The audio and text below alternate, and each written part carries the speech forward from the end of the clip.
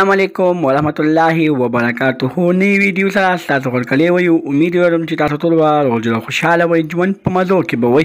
مینوالو تازه خبر مخېده شوی په سوشل میډیا باندې. 13 ورځ چې نیلم ګل باندې قاتلانه حمله په ملدان کې شوې وه او بیا په هسپتال کې ډېره زیاته په بد حالت کې پرته وه. د هغه بد حال نه په هسپتال کې ډېره زیاته په بېدردۍ سره قتل کړې شوې وه. د نیلم ګل قاتلان څوک دي؟ نیلم ګل باندې دغه قاتلانه حمله چا وکړه؟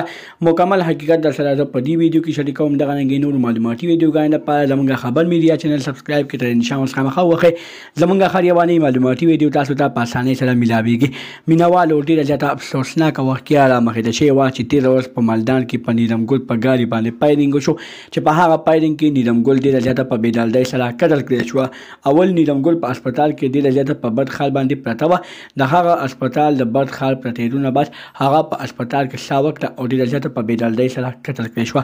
د هغه قتل نه بعد چې کله نیلم ګل دا خبر په سوشل میډیا باندې خور شو، د نیلم ګل بیا په سوشل میډیا باندې په لایو ویډیو باندې راغله او وی ویلې چې زه قتل شوی یم او نه په ما باندې قتلانه حمله شوې ده. دغه ځینې ما ګولۍ خوړلې وې، ګولۍ ایکسپایر شوې وې، ما په ګولو باندې تاریخ نه و کتلی. هغې په ما باندې ریاکشن وکړو او هغه ریاکشن دې حد ته ورسولم چې زه د خلکو تصویران زما شیر کړل، زما تصویران خلکو وباسل په هسپتال کې زما تصویران یې شیر کړل او د هغه تصویرانو نه خلکو خالي ته پیدا واخیسته او وی ویلې چې نیلم ګل په هسپتال کې ډېره زیاته په بد حال باندې پرته ده.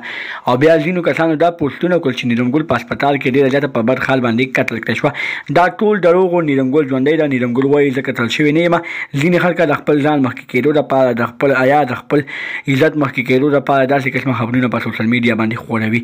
دغه رنګې نورو معلوماتي ویډیوګانو لپاره زموږ خبر میډیا چینل سبسکرایب کړئ. تر نشان اوس خامخا وخی زموږ هر یواني معلوماتي ویډیو تاسو ته په اسانۍ سره ملاویږي.